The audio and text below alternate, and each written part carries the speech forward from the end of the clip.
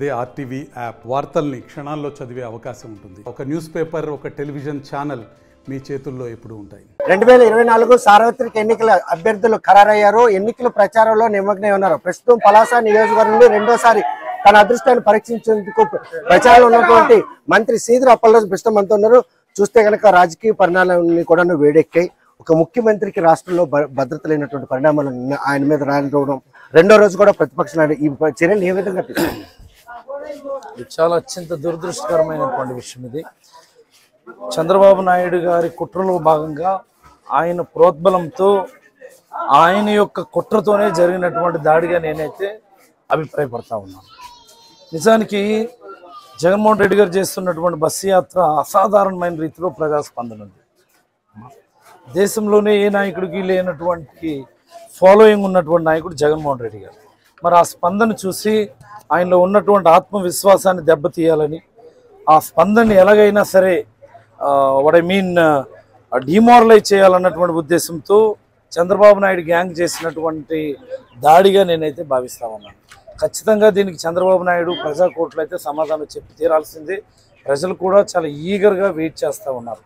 ఎప్పటికీ మే 13th వస్తుందా, మా పగంతా కూడా, మా ప్రతీకారం అంతా కూడా ఆ రోజు ఈవీఎం మెషిన్లో చూపిస్తాము, ఫ్యాన్ గుర్తుపైన ఓట్లు వేసి ఆ చంద్రబాబు నాయుడు బుద్ధి చెప్తాం అన్నటువంటి ఆలోచనతో ఇప్పటికే ప్రజలు ఈ రోజు మీ నియోజకవర్గం మొదటిసారిగా ఎన్నికల ప్రచారంలో భాగంగా వస్తున్నారు.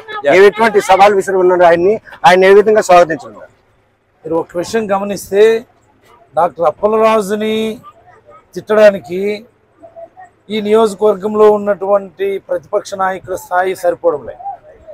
ఆ పక్క నియోజకవర్గం నుండి తీసుకొస్తూ ఉంటారు, ఈ పక్క నియోజకవర్గం నుండి తీసుకొస్తూ ఉంటారు, సాక్షాత్ వాళ్ళ రాష్ట్ర పార్టీ అధ్యక్షుని తీసుకొస్తూ ఉంటారు, వాళ్ళ ఎంపీని తీసుకొస్తూ ఉంటారు.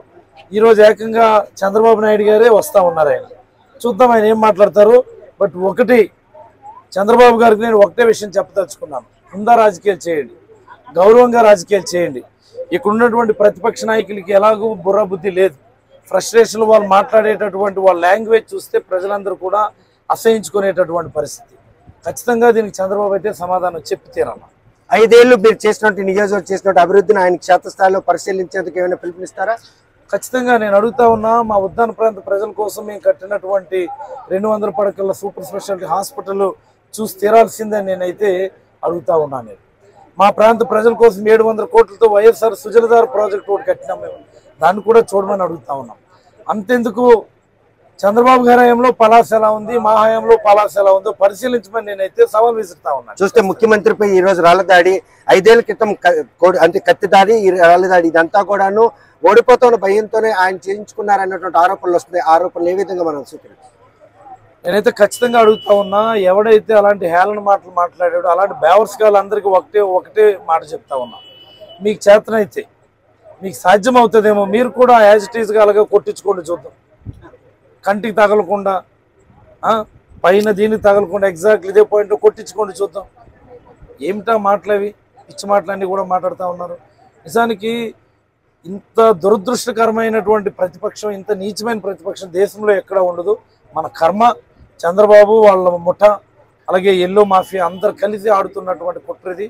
దీనికి ప్రజలే ఖచ్చితంగా సమాధానం చెప్తారు. నామినేషన్ ప్రక్రియ ప్రారంభం కాకముందు ఇటువంటి చర్యలు ఎలా ఉండబోతున్నాయి? రేపు నామినేషన్ అయిన తర్వాత ఇంక ఎన్నికలు సమీపిస్తున్నాయి, ఇటువంటి విధ్వంసం చూడబోతున్నాం. మా వరకు అయితే మేము చాలా సమయంతో ఉన్నాం.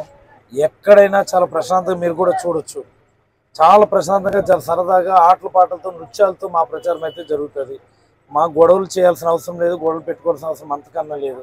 బట్ మా జోలికి కానీ ఎవడైనా వస్తే మాత్రం మరో రకంగా ఉంటుందని నేనైతే తెలియజేస్తాను. చూస్తే కనుక ప్రస్తుతం మాత్రం ఏదైతే ఇది ప్రచారంలో భాగంగా ఈ రోజు రాళ్ల దాడి కావచ్చు, అదేవిధంగా ఈ చర్యలు మనం తీవ్రంగా తప్పుపడతాం.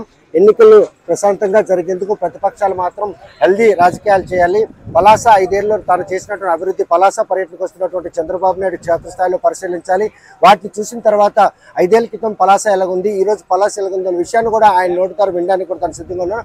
లేదని అభివృద్ధి జరగలేదని చెప్తే బహిరంగ చర్చ కూడా తను సిద్ధంగా ఉందని చెప్పి సవాల్ విసురుతున్నారు. ఈ నేపథ్యంలో చంద్రబాబు నాయుడు పలాస పర్యటనలో ఈ అభివృద్ధిని చూసి వారిని ఆకర్షిస్తారా, లేకపోతే ఏదైతే వారి తాలూకు పార్టీ నాయకులు చెప్పిన విధాన్ని పరిగణించాలని చేయాల్సింది. ఏదైతే జగన్మోహన్ పై రాళ్ల రూపాయలో ఆ విషయాన్ని మాత్రం దుశ్చర్యగా భావిస్తున్నారు.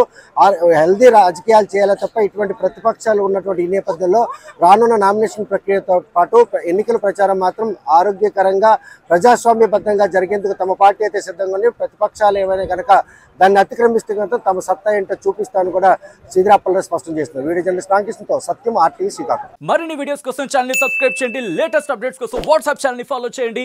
అండ్ లింక్ డిస్క్రిప్షన్ లో ఉంది.